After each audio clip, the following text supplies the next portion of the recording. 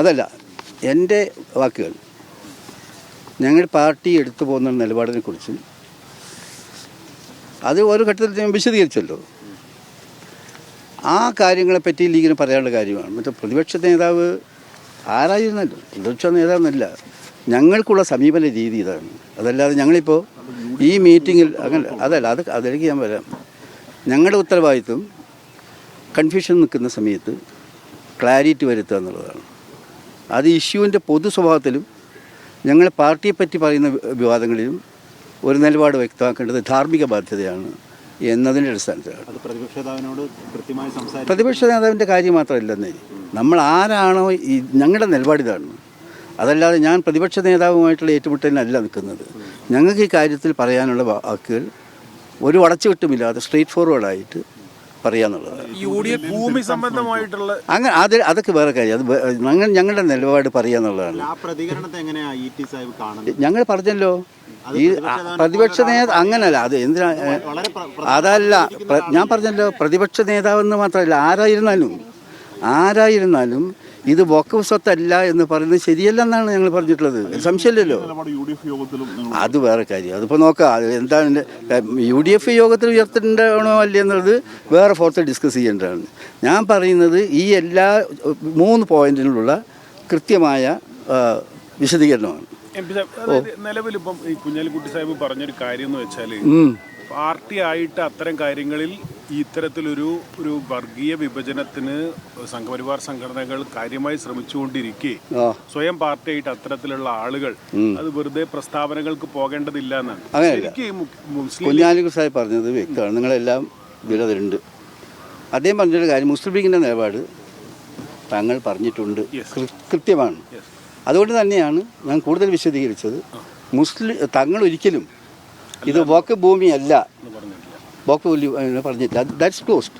അതിൽ പിന്നെ പുതിയ ചർച്ചയുടെ ആവശ്യം ഉദിക്കുന്നില്ല.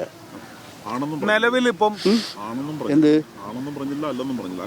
അങ്ങനെയല്ല, വളരെ വ്യക്തമാണ്. ഞാൻ പറഞ്ഞല്ലോ, മുസ്ലിം ലീഗിൻ്റെ നയങ്ങൾ പറഞ്ഞത് എല്ലാം തന്നെ നേരത്തെ തന്നെ വ്യക്തമാക്കിയുള്ള കാര്യങ്ങളാണ്.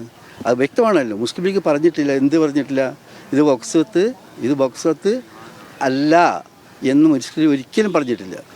ഇത് വഖഫ് സ്വത്താണെന്ന് അംഗീകരിച്ചുകൊണ്ട് തന്നെ അവിടെയുള്ള ആളുകൾക്ക് എന്ത് ചെയ്യാൻ പറ്റും എന്നുള്ളതാണ് മുസ്ലിം ലീഗിന്റെ നിലപാട്. അത് തീർച്ചയായിട്ടും അത് ഞങ്ങൾ പറഞ്ഞിട്ടുണ്ട്. വളരെ ശരിയായ ചോദ്യമാണ്. കാരണം വെച്ചാൽ അവരുടെ മാനുഷിക പ്രശ്നങ്ങളുണ്ട്. ആ മാനുഷിക പ്രശ്നങ്ങൾ എന്നുള്ളതിൽ അവർക്ക് വരുള്ള ഹാർഡ്ഷിപ്പ് എങ്ങനെ പരിഹരിക്കാമെന്നതിനെ പറ്റി ഞങ്ങൾ മുൻകൈ എടുക്കും. തീർച്ചയായിട്ടും ഞങ്ങൾക്ക് സംശയമില്ല, കാര്യമില്ല. ഈ അലഹബാദ് ഹൈക്കോടതിയിൽ ഒരു ജഡ്ജി VHP പരിപാടിയിൽ പങ്കെടുത്തുകൊണ്ട് ആ ഇഷ്യൂവിൻ്റെ അത്ര ഡീറ്റെയിലേക്ക് ഞാൻ പോയില്ല. നിങ്ങൾ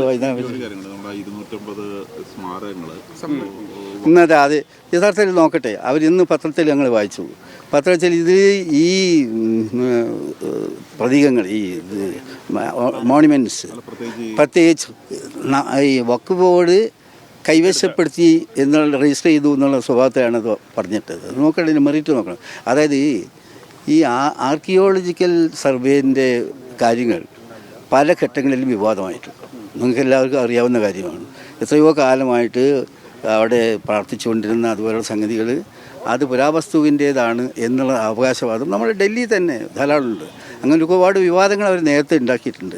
അതിൻ്റെ ഭാഗമായിട്ടാണ് ഞാൻ വിചാരിക്കുന്നു. അതിന് മെറിറ്റ് ഒന്നുകൂടി പഠിച്ചിട്ടുണ്ട്.